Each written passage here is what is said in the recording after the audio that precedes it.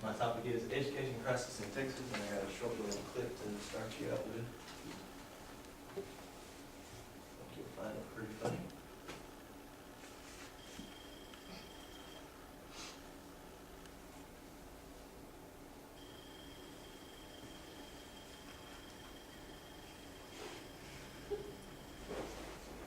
You grab the morning paper.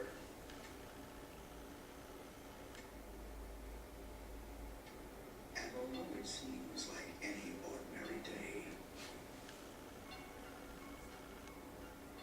it isn't.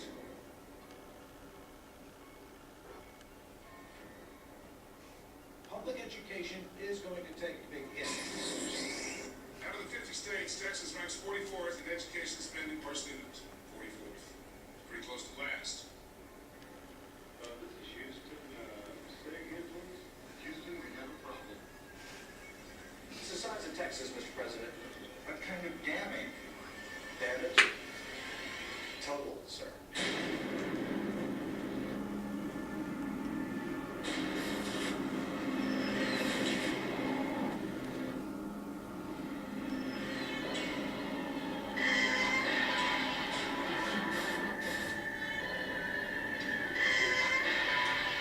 This is the movie that is just as real, just as terrifying as being there. What happened was true. We're scared, Governor! We're scared for our teachers, our schools, and our dreams! What do we do? After you stop screaming, start talking.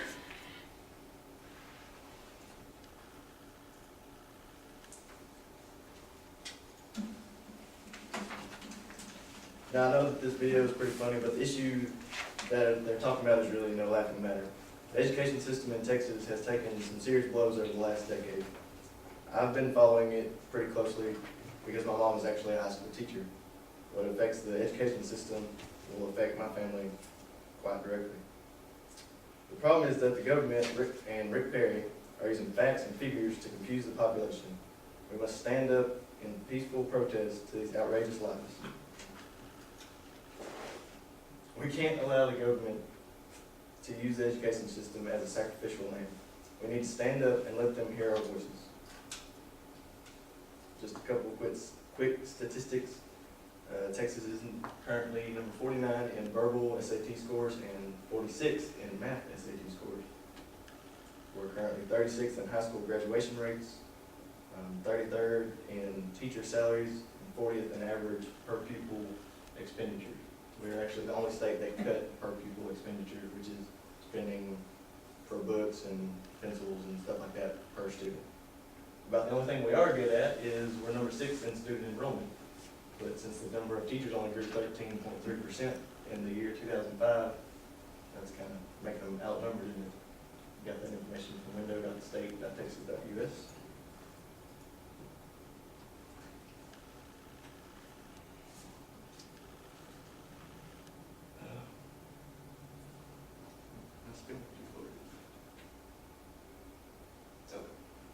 Rick Perry states that he is spending more and more on the education system than has ever been spent before.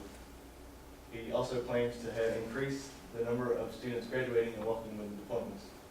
Well, then explain to me why we're 36th in graduation rates and dead last in percentage of Texans over 25% or over 25 to have a diploma.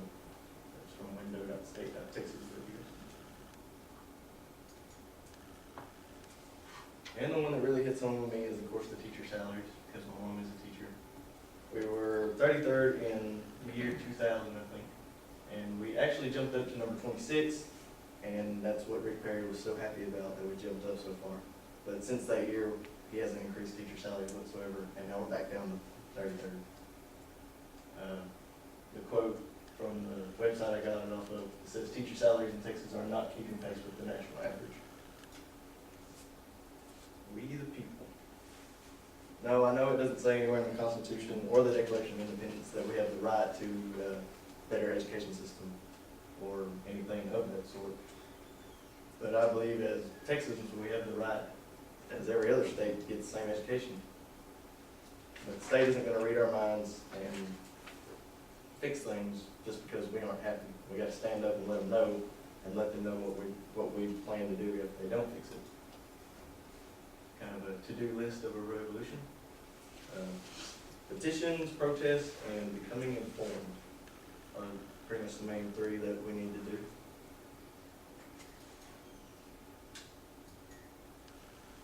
Petitions and protests.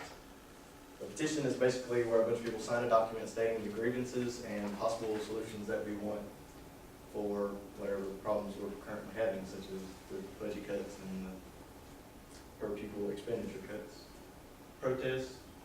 The good thing about protests is they gather more awareness for people who may not know anything, or people who are just drawing conclusions from rumors.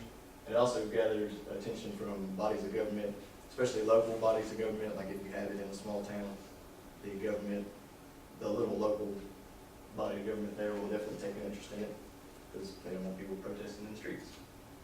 And becoming informed. As Ms. Honeywell likes to say, we're a group of sheeple. Kind of an odd picture I found there.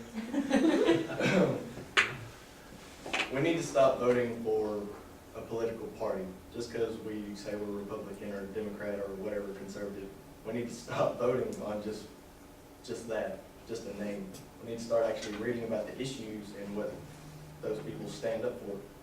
I could vote for a Democrat all day, but still be Republican, or have Republican views, but I call myself a Democrat. It doesn't make sense. And a lot of people do that, especially older people. And, well, older people and especially our generation. Our generation has no idea. I don't really think I have time for this clip. This is a young man named Dalton Sherman. He was the young man in the video I just showed. He's getting hit. He knows what's up. Not really sure how old. I think he's 14 or 15. He may be a little older now. Maybe 15 old.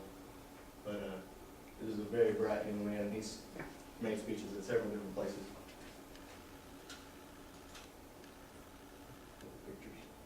Now that I've told you the lies being spoon-fed to us by the Texas government and some possible solutions, I hope that you realize that something needs to be done.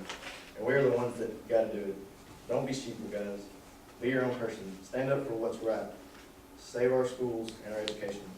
As James A. Garfield stated in 1880, next in importance to freedom and justice is popular education, without which neither freedom nor justice can be permanently maintained. Thank you for your time.